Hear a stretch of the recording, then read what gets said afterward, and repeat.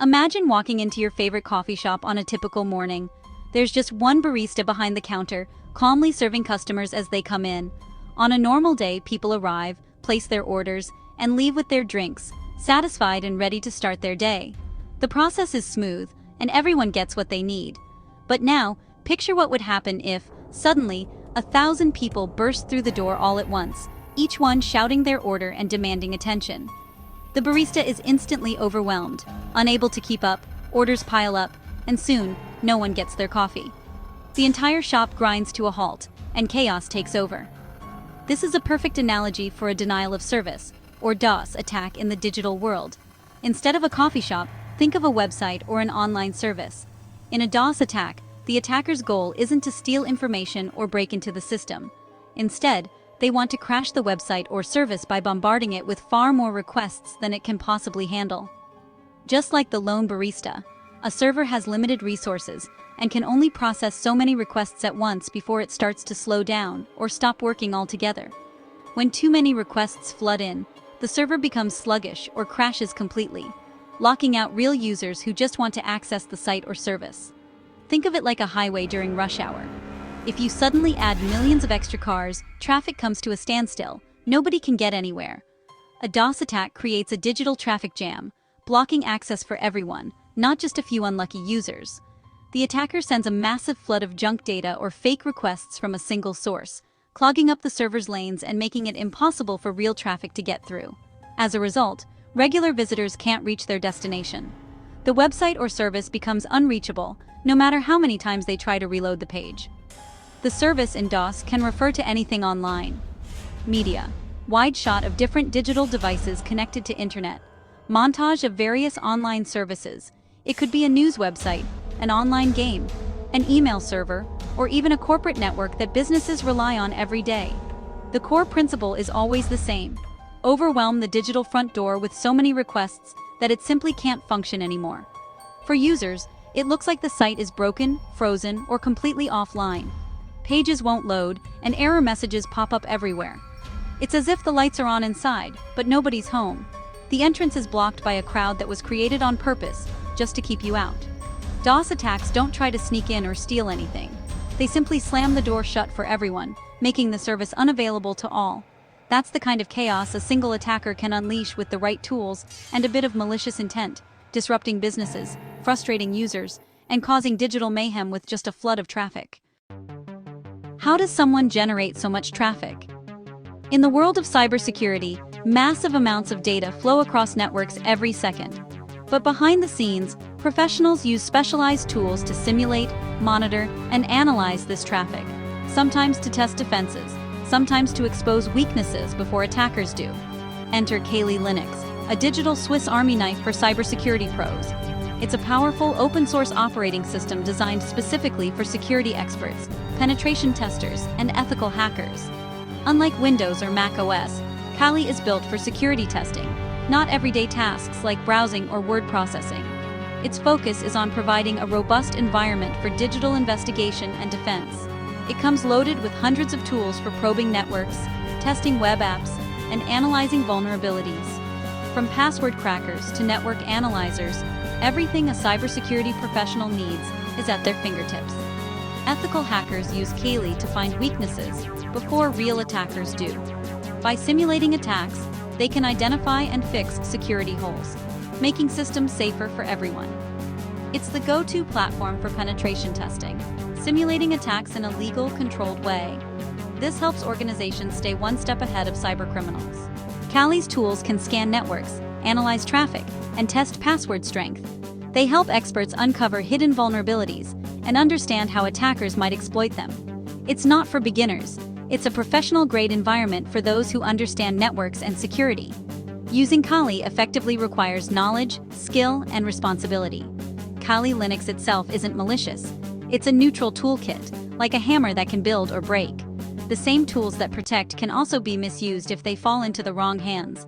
Its power depends on the user's intent. Used ethically, it strengthens defenses. Used maliciously, it can cause harm. For cybersecurity experts, it's an essential ally in defending the digital world. It helps them protect sensitive data, secure networks, and keep information safe from threats. But in the wrong hands, these tools can cause real damage. Cybercriminals can exploit the same features to break into systems and steal information. That's why understanding Kali's capabilities and using them ethically is so important. With great power comes great responsibility in the digital age. If DoS attacks don't steal data, why do hackers launch them? Motives vary widely. Hacktivism is common. Groups use DoS as digital protest, taking down sites to make a statement. Extortion is another motive.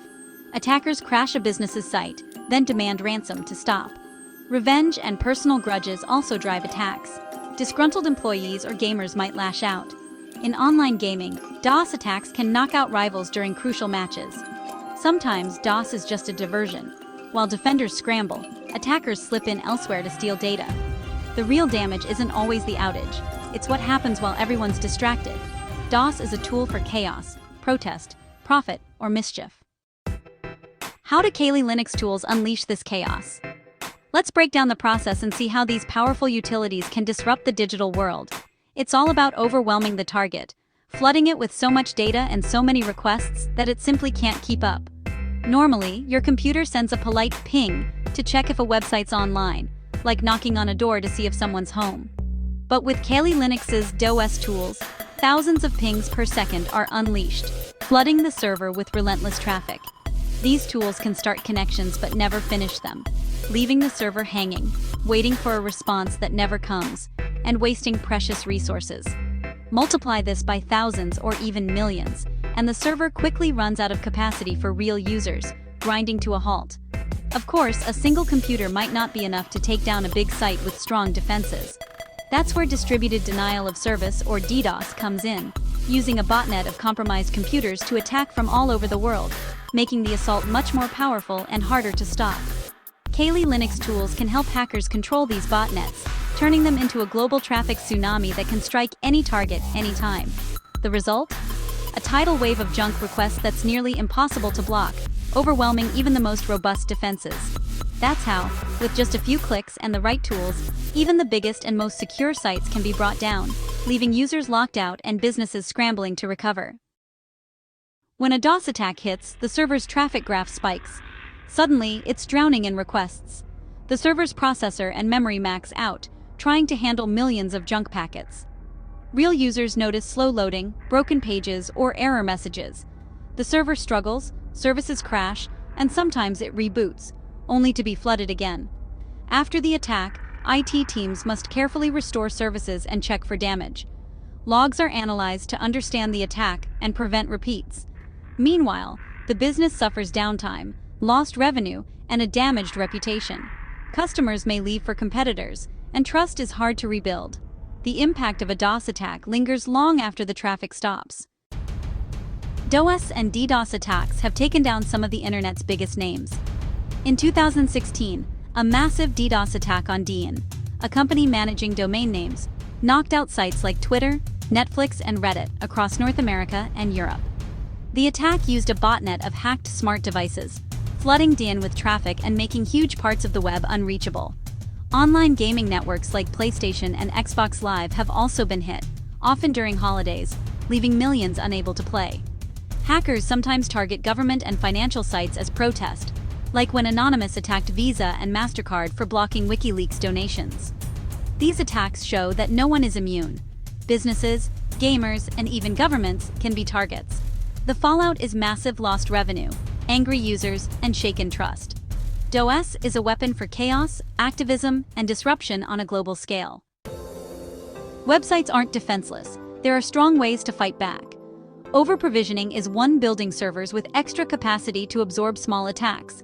Firewalls and intrusion prevention systems act as smart security guards, blocking suspicious traffic before it hits the server. For large-scale DDoS, companies use cloud-based protection services like Cloudflare, which filter out attack traffic across global networks. These services act as giant scrubbing centers, letting only clean traffic through. A solid incident response plan is crucial, knowing who to call, how to switch to backups, and how to communicate with customers. Quick coordinated action can minimize downtime and damage. Combining robust infrastructure, smart filtering, and a practiced response builds a strong defense. The goal: keep the digital doors open for real users, no matter the attack. With the right tools and planning, websites can withstand even massive DoS assaults.